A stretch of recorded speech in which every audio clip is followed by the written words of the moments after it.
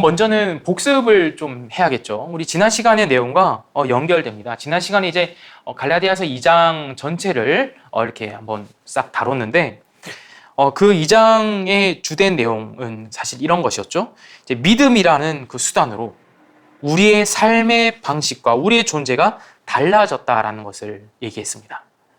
그러니까 율법에 대하여서 우리의 관계가 사실 달라졌죠. 우리는 율법에 대하여 죽었고 또 믿음으로 말미암아 우리가 예수 그리스도께서 우리 안에 사신 바 되어서 이제는 우리가 이 살아가는 이 삶이 주님께서 예수께서 우리의 주인 되어 주셔서 살아가시는 그 삶이 되었다라는 사실. 완전히 전혀 다른 삶이 되었죠. 이 삶 이전에는 우리가 주인 되어서 살았고요. 우리가 율법 앞에서 살아있다라고 막 주장하면서 살던 그런 때입니다.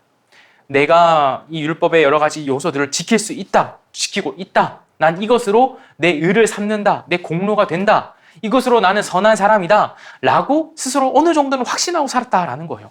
그런데 그것에 가장 뛰어날 법한 사도 바울이 이렇게 고백합니다. 나는 율법에 대하여 죽었다라고요. 그 나의 우리의 모든 삶이 귀결이 돼버리죠. 그것처럼 우리의 모습이 믿음으로 말미암아 새로운 삶으로, 삶의 방식으로, 새로운 존재로 달라졌다라는 것을 2장에서 얘기를 했습니다. 이번 3장 1절에서 14절도요. 그것에 대한 연장선입니다. 비록 장은 3으로 바뀌어서 크게 바뀐 것 같지만 사실 여기서의 전환은 되게 유사점이 많고요. 이어지는 내용이 되게 많습니다.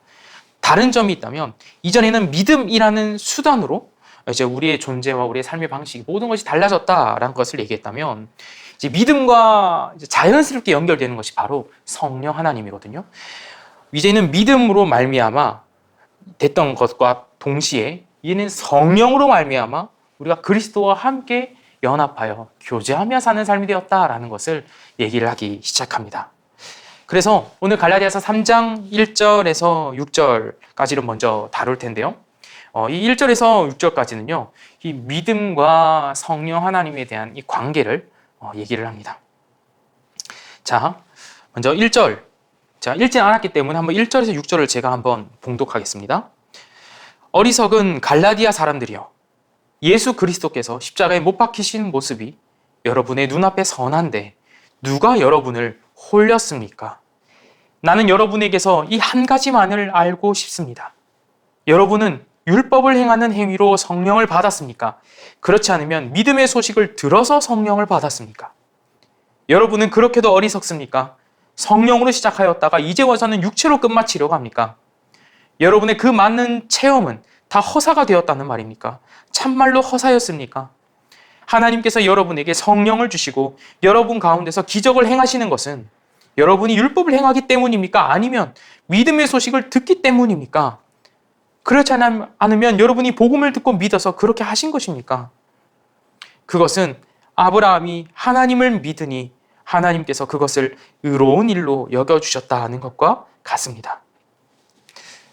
지금 오늘 우리가 읽은 6절의 내용에서는 바울이 여러 가지 수사적인, 그러니까 의도적인 어떤 의도성을 가진 질문을 되게 많이 던지죠. 여러분은 율법을 행한 행위로 성령을 받았느냐? 아니면 믿음의 소식으로 성령을 받았느냐? 혹은 여러분은 그 많던 체험은 다 허무한 것입니까, 이제는? 여러분 성령으로 시작했다 이제는 육체로 끝나려 합니까? 여러분이 하나님께서 여러분에게 기적을 주신 게 여러분이 율법을 행하기 때문입니까? 아니면 믿음의 소식을 듣기 때문입니까? 이 얘기를 이제 바울이 할 때에 이 듣는 입장에서 절대로 반박할 수 없는 경험을 얘기하는 것이죠.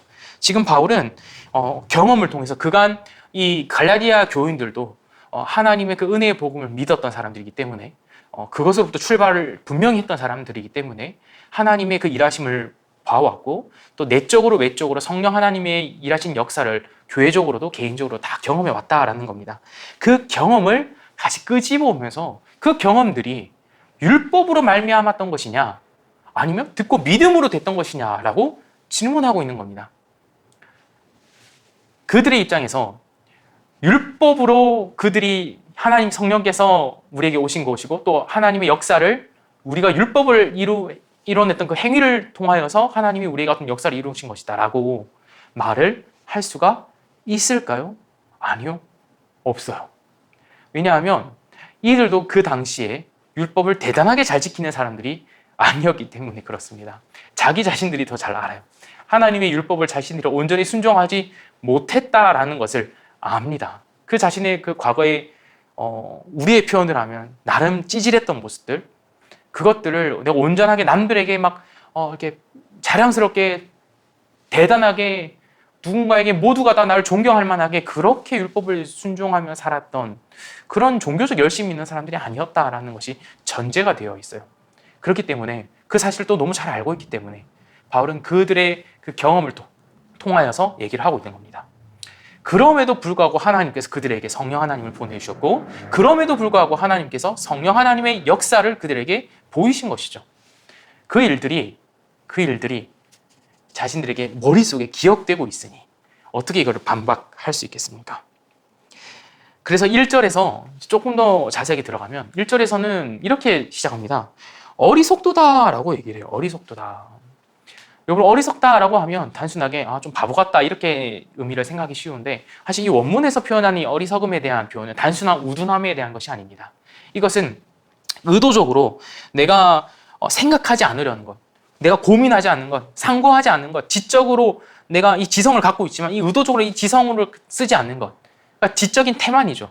네, 그런 것들을 염두에 두는 표현입니다. 그러니까 어리석도다라고 하는 것은 진짜 바보 멍텅구리라서 그런 게 아니라 너희가 지금 머리를 가지고 있는데 생각을 할 수 있는 사람들인데도 생각을 하지 않고 있다라고 얘기를 합니다.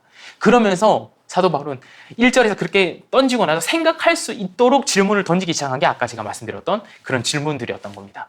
그러니 이 편지를 받고 이제 듣고 읽는 사람들 입장에서는 어리석다니, 특히 이렇게 한번 직격탄을 맞죠. 그러다가 그럼 내가 난 어리석어. 라는 그런 반문을 하면 할수록 이 바울의 질문에 더 피해갈 수가 없는 거죠. 생각하면 생각할수록 바울의 말이 맞거든요. 왜냐하면 자신의 그 경험을 되돌아봐도 나는 율법을 지킴으로 성령을 받은 사람도 아니요, 율법의 행위를 더욱더 내게 많이 쌓아서 공로를 세움으로써 하나님께서 나에게 많은 역사를 이루신 것도 아니었기 때문입니다. 오직 다 은혜였거든요. 믿음으로 된 것이었거든요. 놀랐거든요. 자신도 그걸 놀랐거든요. 그래서 기억에 남거든요. 그런 일들이 절대 부인할 수 없는 이 경험으로 반박할 수 없도록 바울이 지금 얘기를 이어나가고 있는 겁니다.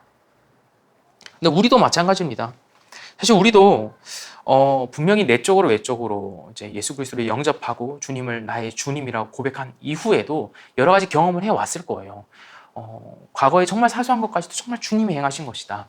정말 주님이 하셨다. 그리고 정말 놀라운 일들도 많이 일어나기도 하고요. 우리 주변에서. 저도 그런 것들이 생각나고요. 그런데 이제 그런 일들을 잊어버리는 거예요. 네, 다 잊어버리고요. 그 일들이 마치 내가 잘해서 된 것처럼 나중에 이 기억의 수정이 일어나듯이 그렇게 현재의 내가 과거의 나를 바꾸어 생각하는 겁니다.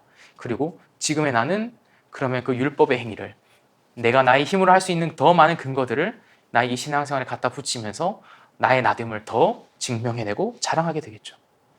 그런 일들이 우리에게도 비일비재하다라는 것에 비춰보면 사실 지금 바울이 하는 말이 결코 옛날 말이 아닙니다. 오늘 우리에게 주는 말임에 충분합니다. 그리고 2절 이후에 이제 생각하게 만드는 말들을 한다 그랬죠. 그 얘기를 이제 할 때, 그 질문을 할 때 바울이 이렇게 표현합니다. 복음이라는 말을 쓰지 않고요, 믿음의 소식이라는 말로 바꾸어서 얘기를 하기 시작해요. 그러니까 지금 바울은 2장 지난 시간의 그 말씀으로부터 시작해서 오늘 이 말씀에 이르기까지 이 믿음에 대하여 되게 많이 강조를 하고 있어요. 이 믿음이 무엇인가? 믿음이 우리에게 이뤄낸 역사가 무엇인가에 대해서 굉장히 많이 강조를 하고 있어요. 그냥 그에 반대되는 것이 율법의 행위이기 때문에 그렇습니다.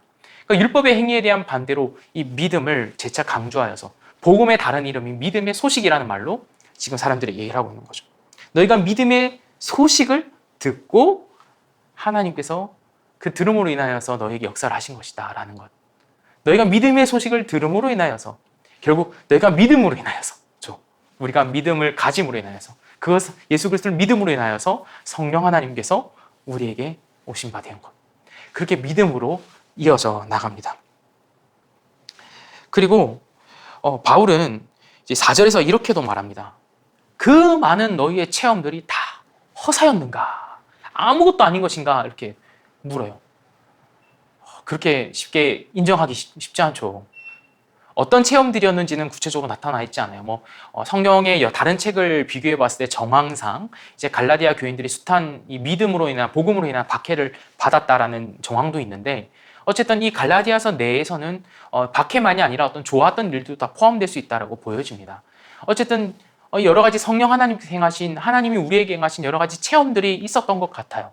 근데 그 좋았던 일, 그거 어려움이었다면 그 어려움을 같이 감내하면서 지금까지 인내해왔고 통과해온 일, 그것들이 다 아무것도 아니냐라고 보고 있죠. 결국 바울은 갈라디아 그 교회의 성도들에게 어떤 면에서는 호소를 하고 있는 거예요. 그들의 그 경험을 오히려 바울이 더 잘 알고 있으면서 그걸 끄집어 와서 그들이 겪고 있던 여러 가지 숱한 일들을 바울은 다 분명히 알고 있기 때문에 그 삶을 증거로 호소를 하고 있는 셈이죠. 이게 또 반대로 보면 참 우리에게 적용되는 점은, 참 허무하리만큼 우리 과거에 좋았던 그 경험들 혹은 어려웠던 경험들이 이 복음의 변질이 되는 순간에는 정말 아무것도 아닌 것처럼 나 스스로가 여기게 되는 그런 위험이 있구나라는 걸 생각해 보게 됩니다. 분명히 내가 복음의 그 감각에 민감했을 때, 복음의 진로에 딱 온전히 서 있었을 때에는 이전에 내가 놀랍게 여기던 것처럼 똑같이 지금도 놀랍게 여기며 하나님께서 행하실 일들을 똑같이 보고 하나님이 행하실 일들을 또 기대하게 되는데, 이 복음이 변질되면서 복음 플러스 할례라는 이 말도 안 되는 이 공식이 나에게 들어오면서, 그리고 복음 플러스 알파라는 어떤 그 무언가가 나에게 들어오면서부터는 이제는 나에게 더 이상 그 과거의 어떤 경험과 체험들은 다 내가 나를 증명하는 것에 대한 어떤 결과물로서밖에 존재하지 않고, 지금도 나를 그렇게 증명할 수 있다라고 난 여기게 되고 앞으로도 그렇게 해야 된다라고 생각을 하게 되는 것이죠. 그런데 사실 우리가 선한 일을 행하고 또 하나님의 말씀을 지킨다라는 그것은 나를 증명하기 위함이 절대 아니거든요. 사실 우리가 선한 일을 하는 이유는 하나님께서 더 영광 받으시기 위하여 우리 하게 되는 겁니다. 우리의 입장에서는 하나님께 대한 감사의 표현으로 선한 일을 하게 되거든요. 왜냐하면 이전에는 이 하나님의 복음이, 그리스도께서 이 땅에 오셔서 십자가에 달려 죽으시고 부활하시기 그 이전 시대에는 우리가 이 율법을 지킴으로써 우리가 어떻게든 최소한 마이너스는 안 되고 0은 되려고 부단히 애를 쓰면서 그렇게 살았어야 했는데, 그 플러스가 되는 선은 우리에게 존재할 수 없었어요. 근데 0도 될 수 없었죠. 더 마이너스로 치닫을 뿐이었죠. 그런 우리였는데 예수 그리스도께서 그것과 상관없이 오직 예수 그리스도의 의로 우리를 의롭다고, 그 예수의 의를 우리에게 수여해 주셨기 때문에 우리가 하나님의 자녀가 되었잖아요. 그 사실을 믿음으로 의롭게 되었다라고 얘기를 하는데, 그것에 대한 감사로서 이제는 내가 주님께서 나에게 준 이 신분에 걸맞게 주님께 영광 돌리기 위하여서 주님을 따르는 사람은 어떻게 사는지를 남들에게 보여줌으로 그들이 주님께 찬송 올려드리게 하기 위해서 내가 이 선한 행실을 하고 싶습니다 라고 이 선한 행실의 기준과 목적이 전혀 달라지는 거예요. 이게 그리스도인의 윤리관이거든요. 이것이 바로 복음을 가진 사람의 선한 행실에 대한 인식이죠. 그런데 이제 갈라디아의 그 성도들은 그런 인식을 전혀 지금 누리지를 못하고 있죠. 내가 지금 이것을 행함으로, 할례를 행함으로 더 나아질 수 있다. 더 하나님께 더 조금 더 나은 그리스도인으로서 용납받을 수 있다라는 생각. 그런 것들이 지금 나의 이 인생을 다 유혹하고 내 주변을 둘러싸서 꽉 차 있는 거죠. 그런 이들에게 사도 바울은 이제 7절부터 14절에 이르기까지 아브라함을 다시 끌어오게 됩니다. 갈라디아서에서 처음으로 아브라함이 등장하는 부분이에요.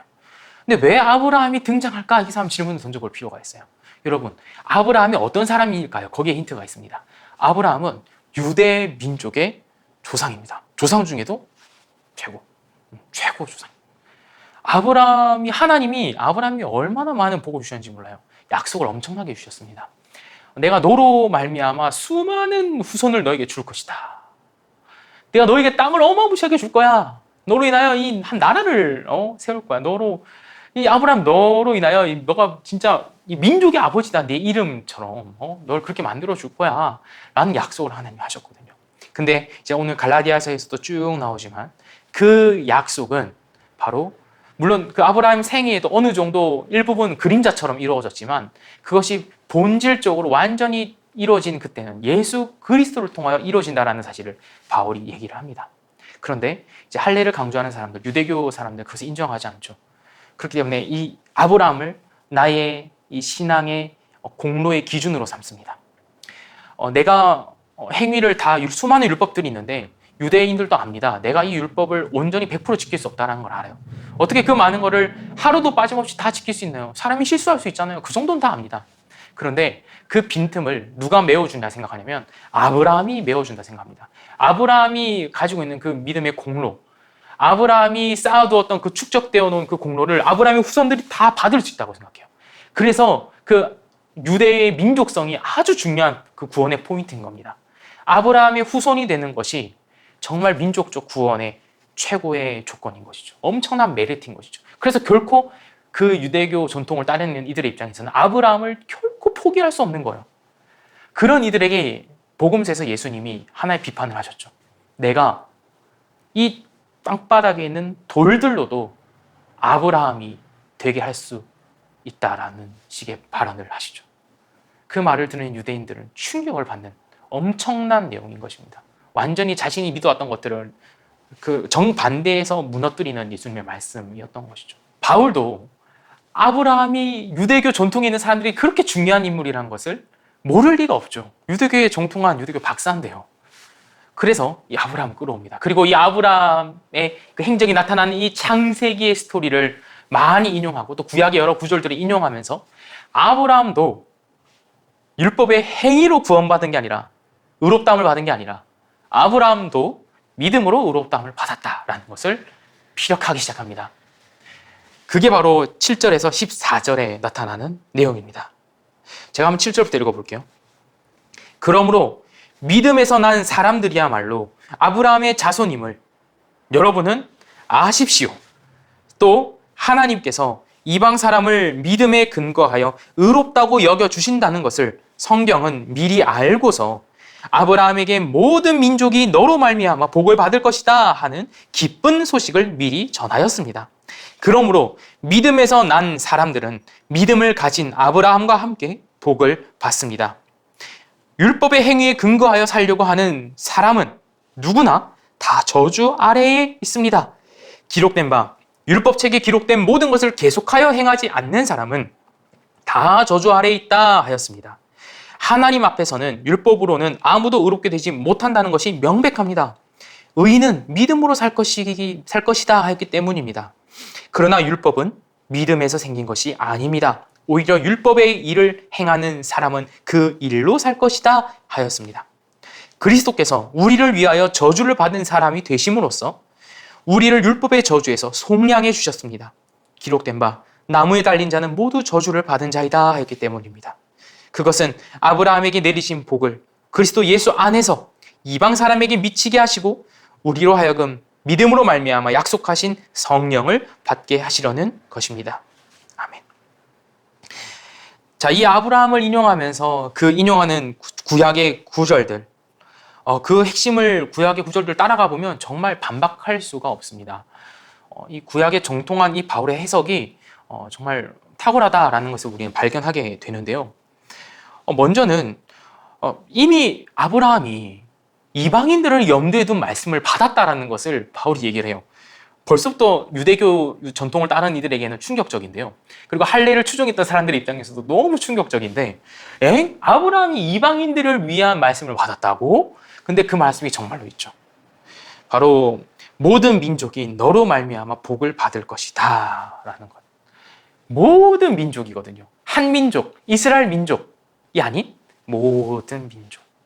그리고 사실 바울이 다 언급하지 않지만 수많은 선지서들에서 수많은 그 이방 민족들에게까지 하나님의 그 큰일이 선포되고 복음이 전파될 것이라는 그 선지자들의 예언이 얼마나 많은지 모릅니다.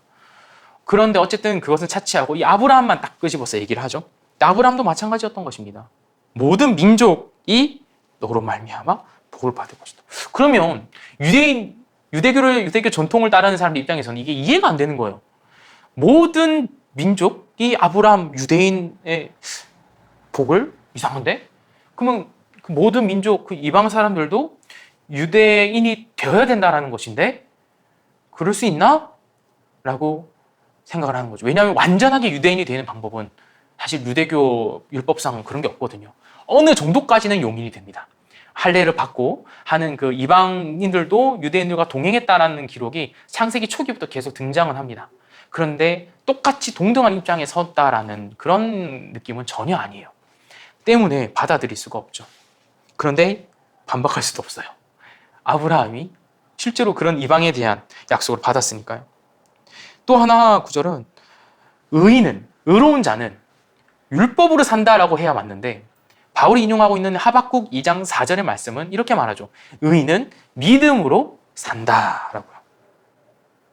그리고 이어서 바울은 반대의 명제도 얘기합니다. 플로우를 맞춰서요. 이렇게 말합니다. 앞서서는 이제 모든 민족이 너로 말미암아 복을 받는다 그랬는데, 이제는 이렇게 말하죠. 율법 책에 기록된 모든 것을 계속해서 행하지 않는 사람은 다 저주 아래 있다.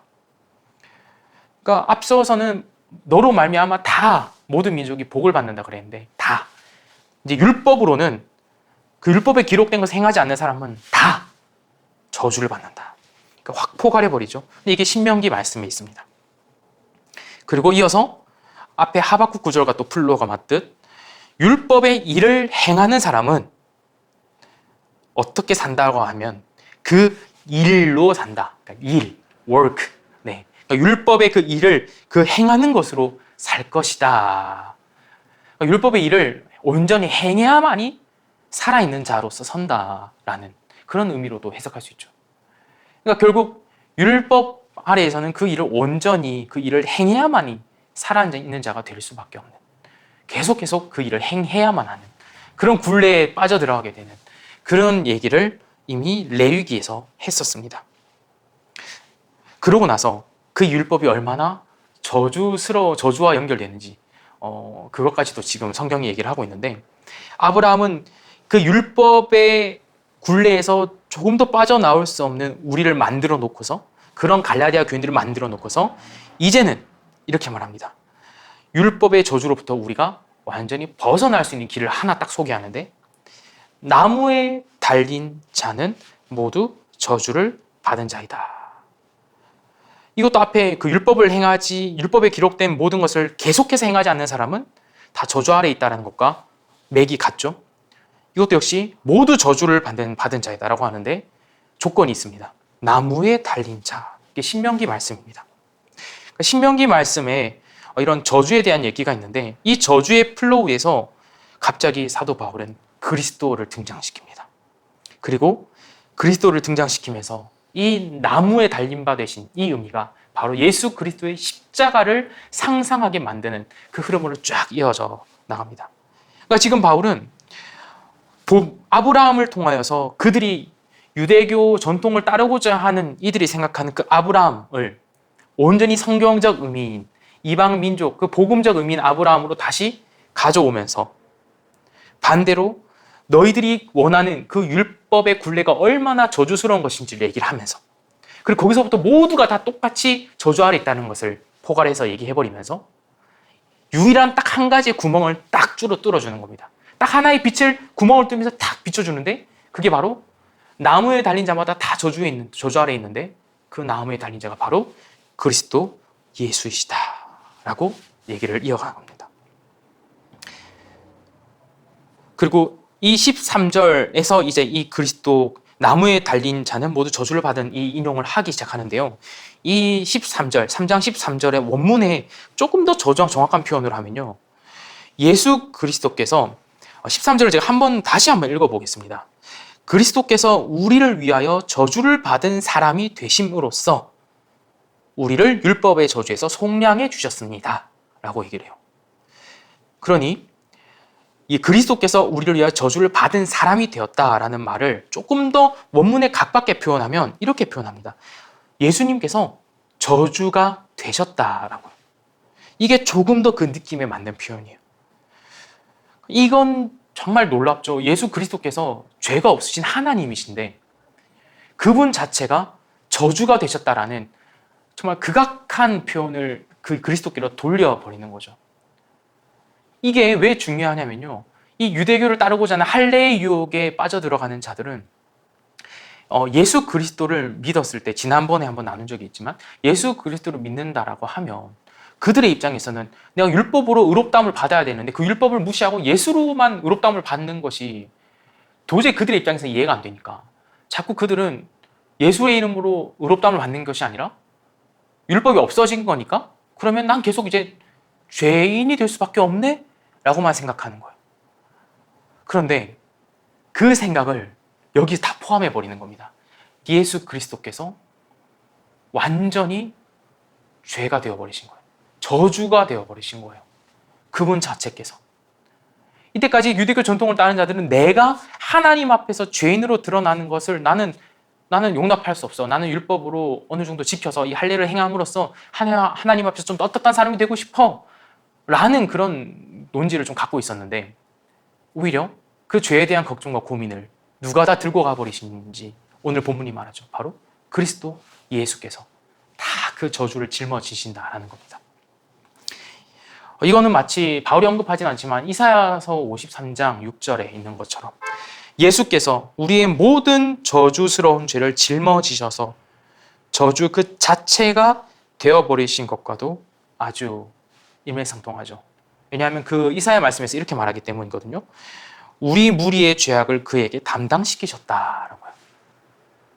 그래서 예수님께서 그 저주 그 자체가 되어버리신 그 같은 속량의 방법을 구멍 하나 딱 뚫어놓고 딱 예수님의 그 빛을 지금 듣는 이들에게 비추어 주는 격입니다. 그리고 오늘 본문에서도 읽었던 24절이 바로 우리의 핵심 요약이 됩니다.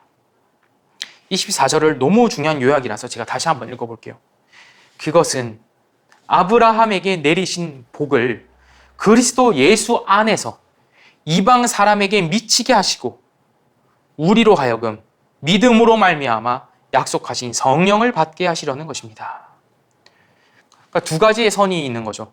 하나는 두 가지 얘기를 하는 겁니다. 하나는 아브라함을 끌어왔기 때문에 그 아브라함에게 내리신 그 복과 그 약속의 의미들, 그 말씀들이 어떻게 예수님으로 인하여서 이방인들에게 이어져 가는지를 요약해서 딱 한 문장으로 얘기를 하고, 그리고 이제는 우리는 그러면 어떠느냐? 우리도 아브라함과 같이 믿음으로 말미암아 약속하신 그 성령을 받게 하시기 위함이다 라는 얘기를 하죠. 24절 핵심 요약을 통해서 아브라함에게 내리신 복이 유대인에게만 해당되는 것이 아니었다라는 것을 얘기를 하고 있어요. 뿐만 아니라 예수 안에서 이방인들에게 미치는 복이 되게 하셨고 이것은 하나님이 이루고 계신 일이며 하나님의 계획이며 뜻이었다라는 사실을 드러냅니다. 그럼 이 아브라함에게 내리신 이 복이 무엇일까? 이 복은요, 이 복의 정체는 8절에서 정확하게 구체적으로 언급되고 있어요. 8절 다시 한번 읽어볼게요. 또 하나님께서 이방 사람을 믿음에 근거하여, 다시 이방 사람을 믿음에 근거하여 의롭다고 여겨주신다라는 것을 성경은 미리 알고서 아브라함에게 모든 민족이 너로 말미암아 복을 받을 것이다 하는 기쁜 소식을 미리 전했다.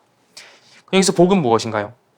이방 사람이 율법의 행위로서가 아니라 믿음에 근거하여 의롭게 여겨진다라는 것. 그것이 복인 겁니다. 믿음으로 의롭게 되는 것이 참된 복이라는 거예요. 이것이 구약 성경의 플로우에서도 발견되는 흐름인 겁니다.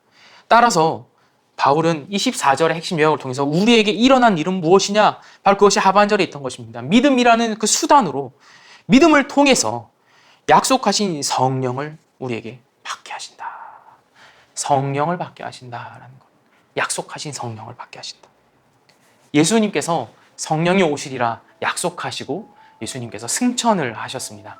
그 약속을 기다리고 이제 모여서 기도하던 그 예수님의 그 따르는 제자들에게 이제 성령이 불같이 역사하는 그 오순절에 그 불같이 역사하는 그 오순절 사건이 이제 일어나죠. 그렇게 성령을 받게 하신 것은 믿음이라는 수단으로 된 것이다라는 겁니다. 그리고 24절을 통해서 알 수 있는 또 하나는 아브라함도 역시나 믿음을 통하여 의롭다 하심을 받았다. 오늘 이 본문의 내용들을 통하여서 우리에게 이 본문이 너무나도 강조하고 있는 것은 바로 믿음에 대한 소중함입니다. 믿음에 대한 소중함이라 하면 내 믿음 너무 소중해. 뭐 그런 것도 참 소중한 일인데요. 근데 더 중요한 의미는 이 믿음은 도대체 믿음이 무엇인가? 소중하면 그것을 들여다보고 알아야 되잖아요. 정말 소중하다면 그것을 계속 열어보고 막 귀히 여기고 절대로 뺏기지 않도록 막 지키려고 하고 잘 감싸고 그래야 되잖아요. 믿음도 그렇게 여겨야 된다는 겁니다. 우리는 그와 반대되는 어떤 뭐라고 할까요? 믿음에 대한 처우, 믿음을 그렇게 좀 평가하고 평가절하하고 좀 사용하는 경우가 있습니다. 예를 들면 이런 거예요. 어떤 대단한 행동은 아니더라도 누군가가 나에게 뭔가를 이제 요구를 했을 때 해주십사, 어떤 봉사나 헌신을 해주십사. 교회 안에서는 이런 일들이 좀 많잖아요. 어떤 섬김을 헌신을 해주십사 부탁을 했을 때 우리가 그것을 거절할 때 이런 말을 많이 씁니다. 요거죠. 믿음이 부족해서, 제가 믿음이 작아서, 제가 믿음이 없어서, 심지어는 없기도 해요. 믿음이 없어서 제가 그것을 잘 못합니다. 근데 이것은 사실 믿음에 대한 온전한 표현이 아니에요. 사실 어떤 특정한 행동을 하지 않을 그 당위를 믿음은 주질 않아요. 네. 그 정반대도 마찬가지고요. 그냥 하지 못하는 일들은 하지 못하는 나의 상황과 어떤 나의 못하는 일들이 있겠죠. 바쁘니까, 또 내가 힘드니까, 부담스러우니까. 네, 그럼 그런 다른 말들로 해야 적절하죠. 그런데 그것들을 우리는 믿음을 사용해서 표현한다는 것은 사실 오늘 본문에서 말해주는 이 믿음의 역할과 그 소중함에 빗대어 보면 아주 적절하지 못한 케이스죠. 심지어 예수님께서는 이 겨자씨만한 그 아주 작고 작은 것에 비유한 그 겨자씨만한 믿음을 가지고도 산을 옮기는 그런 얘기를 하셨거든요. 그만큼 큰 일을 할 수 있다. 하물며 우리에게 있는 믿음은 비록 겨자씨만한 믿음일지라도 오히려 그럼 더 해야 될 판인데, 네, 그래서 우리는 그 믿음을 가지고 무언가를 하지 않을 당위성을 찾아서는 안 된다라는 거고요. 오히려 그 믿음을 우리가 소중히 여길 줄 알아야 된다라는 겁니다. 사실 우리는 믿음을 너무 터부시해요. 또 믿음을 그냥 무시하고요. 오히려 잘 믿는 사람일수록 나는 믿음이 있어 라고 생각을 하고 그 믿음의 내용에 대해서 더 깊이 생각을 안 해보는 경향이 되게 많습니다. 또 우리의 믿음의 확신은 생각보다 어떤 우리 신앙생활의 여러 행위들로서 그 확신을 얻는 경우가 되게 많고요. 그런데 믿음은 그것과는 또 다른 거거든요. 믿음의 확신은 사실 하나님께서 우리에게 부어주시는 것이고, 또 무엇보다도 하나님이 우리에게 마련해 주신 여러 신앙의 방편들, 교회의 방편들, 그것들을 통하여서 성례나 성찬이나 그런 것들을 통하여서 우리가 더 믿음의 확신을 가져가는 것이지, 다른 것으로는 어떤 우리가 난 믿음이 좋아 라고 할 수도 없는 것입니다. 오늘 바울은 조금도 그런 생각을 함의하고 있지 않아요. 이 믿음이라는 것을 표현할 때 바울은 철저히 이 믿음을 통하여서 우리가 이 거룩하신 하나님의 이 성령이신 성령 하나님을 우리가 함께 연합하여 받았다. 이 성령 하나님께서 우리 안에 오셨다. 우리에게 임하여 계신다. 그것에 바울은 너무나도 큰 감동과 확신과 그 기쁨을 알려주고 싶어 합니다. 그것이 기쁘지 않고 감동스럽지 않다면 오늘 성경에서 이렇게까지 얘기할 이유가 없거든요. 그러나 바울은 그 율법을 강조하는 자들에 있어서 그들의 율법에 대한 그 할례에 대한 그들의 잘못된 생각을 바로 잡음과 동시에 믿음으로 인하여 우리에게 이미 임하신 그 성령 하나님의 그 놀라운 큰 은혜를 재차 강조해 오고 있는 것입니다. 이제 우리는 그 믿음으로 말미암아 성령을 받으신 분들이십니다. 여러분들은 이미 그 성령으로 인하여서 새 시대의 성령의 역사로, 성령의 방식으로 새 시대를 살아가고 계신 분들이에요. 그래서 우리가 아직 나중에 이제 성진 목사님께서 설교하실 내용이지만 갈라디아서 후반부에 가면 성령의 열매들이 나옵니다. 그것들이 왜 거기 그런 것들이 나올까요? 대단한 신비적인 게 나오지도 않습니다. 다 추상적 가치들이에요. 사랑과 희락과 오래 참음과 이런 것들이 막 나옵니다. 더 자세하게는 나중에 다뤄주시겠지만 어쨌든 그런 가치들이 우리에게 일어나는 놀라운 일들이 우리 일상 속에서 조금씩 생겨난다라는 겁니다. 놀랍죠?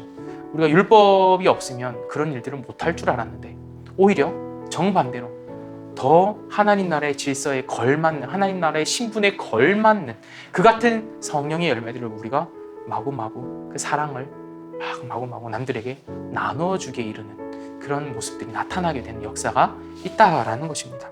그러니 얼마나 이 믿음이 소중합니까? 이 믿음으로 말미암아 성령께서 우리에게 오시는데요. 그러니 여러분 그 믿음을 소중히 여기십시오. 그 믿음이 여러분의 증거입니다. 보증이 됩니다. 그 믿음이 너무나도 귀하고 소중한 것입니다. 여러분은 이미 믿음의 인생을 살고 계십니다. 믿음의 소식을 들어 믿음의 삶 가운데 이미 진입해 계십니다. 그러니 믿음 이외에 다른 것으로 믿음 플러스 무언가로 여러분의 인생을 값지게 만들려 하지 마시고 오직 그 믿음만으로 만족해 되는, 그 복음만으로 만족해 되는 그 삶을 평생 누리셨으면 좋겠습니다. 그 일을 위하여 성령 하나님께서 우리와 함께 하시며 우리를 그렇게 인도해 가실 것입니다. 저 또한 그 길을 점점 조금씩 가게 되기를 소망하고 기대합니다.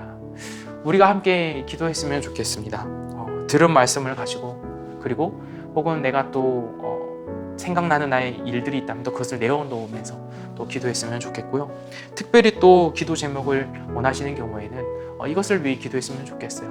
나는 과연 믿음의 소식을 잘 듣고 있는가, 꾸준하게 공급받고 있는가 하는 이 믿음의 소식이 계속 부단히 나에게 들려오는 것도 엄청난 복입니다.